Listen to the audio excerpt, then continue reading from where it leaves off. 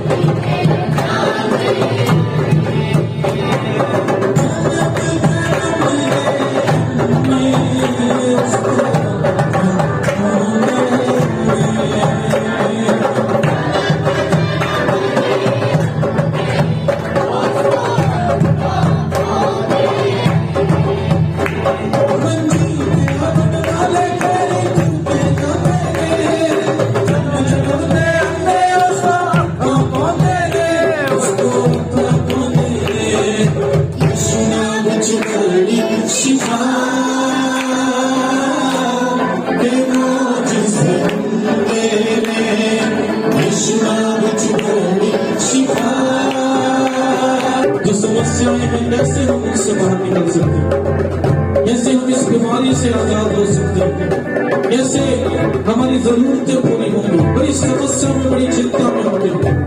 लेकिन परमेश्वर का वचन कहता है कि कल के विषय में चिंता मत करना, तो कल के दिन के विषय में चिंता मत करना। वो हमारा पालन हुआ है, वो हमारा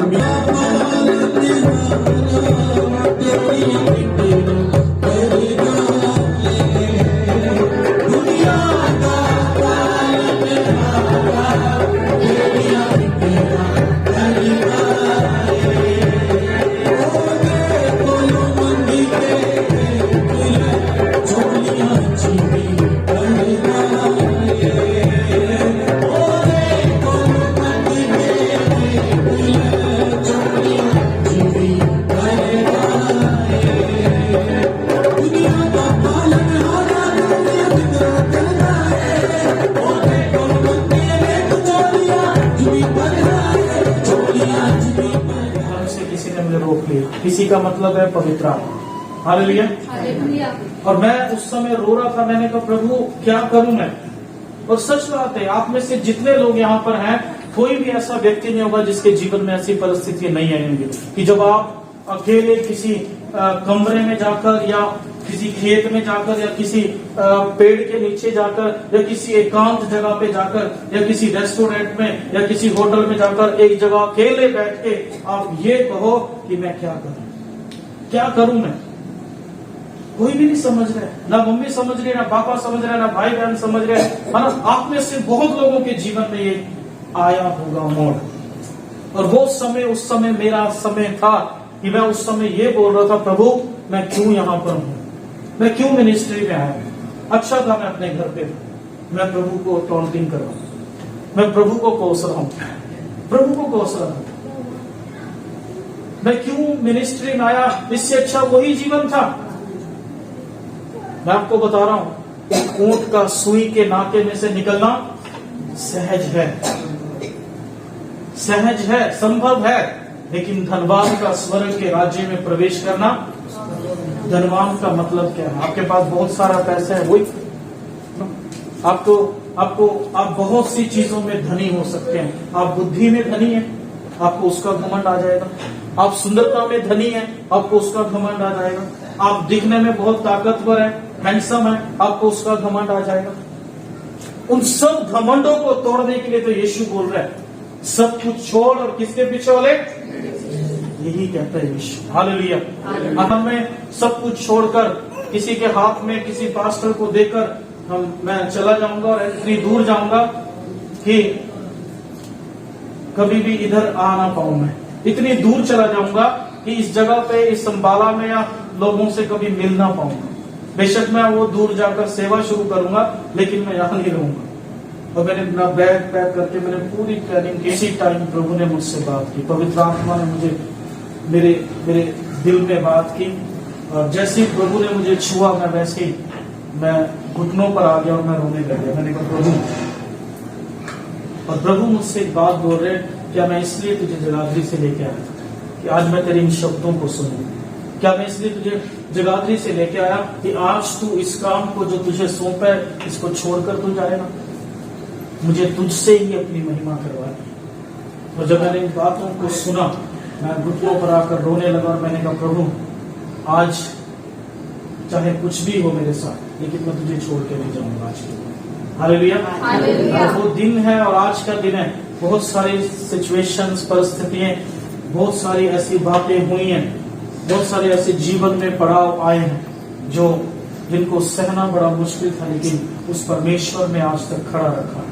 और मैं आप लोगों को भी एक ही बात कहूंगा, वो परमेश्वर कभी बदलता नहीं है। जब आपने उद्धार पाया, चंगाई पाई, जिस समय वो जैसा था वो आज भी वैसा ही है जब आप समस्या में। और ये जरूरी है, ये अवश्य है कि समस्याएं आए, परेशानियां आए। अगर नहीं आएंगी, आपका रिश्ता कितना मजबूत है समझ में नहीं आएगा, आपको पता नहीं लगेगा। आप ऐसे ही चलते रहोगे अंधेरे में। इसका मतलब क्या? जब समस्याएं आती हैं, परेशानी आती हैं, कितने हम मजबूत हैं वो पता लगता है। शद्रक, मेशक और अबेदनगो बहुत बोलते थे हमारा परमेश्वर है, हमारा परमेश्वर है। लेकिन परमेश्वर ने कहा, ले फिर अब पता लगेगा कौन किसका परमेश्वर है। तुम जुबान से बोलते हो या हृदय से बोल रहे हो, अभी समझ में आ जाएगा सब कुछ। ऐसा राजा को बना दिया, क्योंकि राजाओं का मन किसके हाथ में है? वो राजा में घमंड आ गया, उसने अपनी मूर्ति बनाकर बोला जो इसके आगे नहीं झुकेगा वो। लेकिन शद्रक, मेशक और अबेदनगो किसी के अंडर थे, कोई था जो उनको सिखाता था। कौन था? दानियल। कौन था वो? एक लीडर होना आपके जीवन में जरूरी है। आज कई लोग 1 महीना 2 महीना चर्च जाते हैं, हमें पास्टर की जरूरत नहीं है, हम बहुत कुछ सीख गए, फिर वो ऐसा गिरते हैं कि दोबारा उठ नहीं पाते। हमें लीडर की जरूरत नहीं है, हमें किसी अगुवे की जरूरत नहीं है। लेकिन उनके जीवन में एक अगुवा था, उसका नाम था दानियल। वो सिखाता था उनको, वो बैठकर मनन करते थे परमेश्वर के वचन को, आज्ञाओं को, 10 हुक्मों को। और ये 10 हुक्मों में से एक हुक्म क्या था? तो अपने ईश्वर को छोड़ किसी और के आगे सजदा, सिर मत झुकाना। और वो ही किया उन्होंने कहा हम अपने परमेश्वर को छोड़ किसी और के आगे सिर नहीं झुकाएंगे। अगर वो बाइबल पढ़ते थे, अगर वो परमेश्वर का वचन सुनते थे, तभी वो बोल पाए। अगर वो नहीं पढ़ते होते तो क्या वो बोल पाते हैं? वो भी दूसरे लोगों की तरह मस्तक सिर अपना झुका देते। लेकिन परमेश्वर ने जो है उनको, उनके हृदय को, उनके विश्वास को इतना मजबूत कर दिया था कि वो किसी भी आग से डरे नहीं। किसी भी आग का मतलब है, पहले नॉर्मल आग थी, उसके बाद जब गुस्सा आ गया तो वो आग कैसी होगी? 7 गुना भड़का दी। कितनी? आग जो जलती है वैसी जल रही थी। लेकिन जब राजा की बात नहीं मानी, गुस्सा आ गया राजा को, उसने कहा 7 गुना और क्या करो? तेज कर दो, टेम्परेचर और तेज कर दो इसका। जहां पर 1 कट्टा लकड़ियों का डाला, वहां पे 50 डाल दो, 10 डाल दो। वो कितनी गुना बढ़ा दिया? 10 गुना। हालेलुया। वो राजा ने एक आदेश बनाया, और वो ये सोचता था कि कौन है, कौन मेरे खिलाफ खड़ा है। मैं आपको बता रहा हूं, यीशु मसीह का एक व्यक्ति 1000 और 2 फिर गुना काफी बढ़ जाता है वो सिस्टम। एक व्यक्ति 1000 के बराबर और 2 व्यक्ति 10,000 के बराबर। ये परमेश्वर का मैथ है। हालेलुया। तो अब देख लिए, अगर 10 बंदे हो गए तो कितनों के बराबर है? देख लो, ये 3 व्यक्ति थे, चौथा कौन था? ये 4 व्यक्ति थे। कितने थे? 4। है ना। बेशक दानियल की पोस्ट बड़ी थी, लेकिन दानियल भी वहां पर नौकरी पे था। वो भी बड़ा अफसर नहीं था कि अपने परमेश्वर की सिवा किसी के आगे नहीं झुकाएंगे। वो कौन सा परमेश्वर है तुम्हारा? मैं तो हूं परमेश्वर।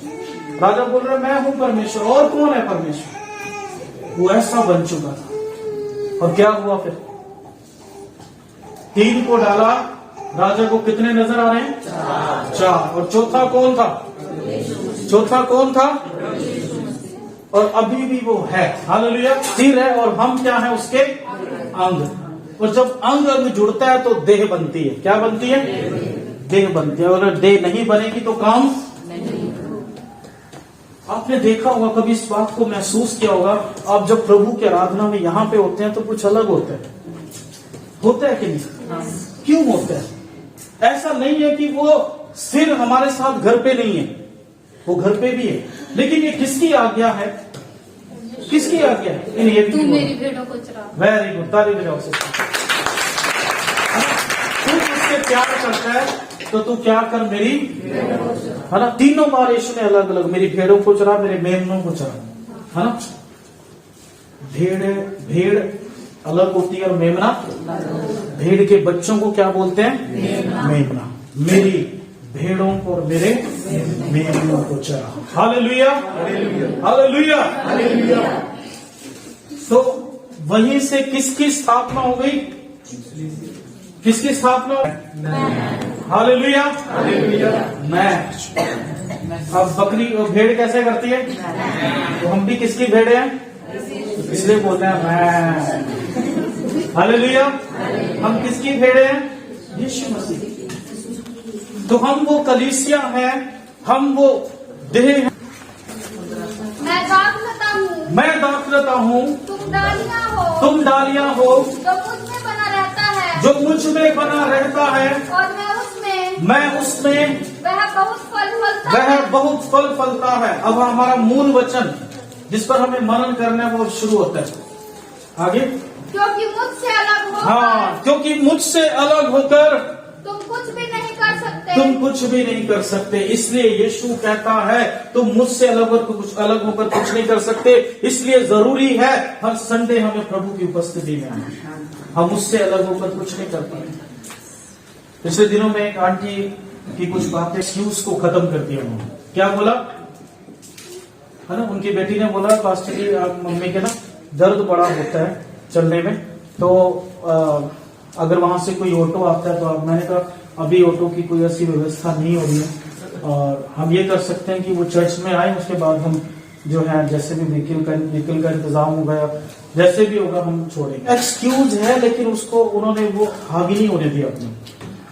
और हर संडे सबसे पहले टाइम टू टाइम हर संडे परमेश्वर के भवन में पहुंचते हैं। ये सारी महिमा किसकी है? तो मैं चाहता हूं हम सब इस बात को सीखें। हालेलुया। और जब लोग नहीं सुधरते हैं तो मैं एक ही प्रार्थना करता हूं, प्रभु अब तेरे हाथ में है, ये नहीं मान रहे हैं कोई बात, अब तेरे हाथ में, आप जैसे इनको चाहे वैसा करें, फिर प्रभु अपने तरीके से लेके आओ। हालेलुया। हम सब उसकी कलीसिया है। हाँ, कुछ लोग है ना, बाइबल में हमने जिन कैरेक्टरों को पढ़ा है वो तो है, लेकिन उसके बाहर भी कुछ लोग ऐसे रहे जिन्होंने अपनी जान की भी परवाह नहीं की है। एक जंतु में हमने लहू में छिपा वचन का जो बीज बोया 100 गुना फल लेगा।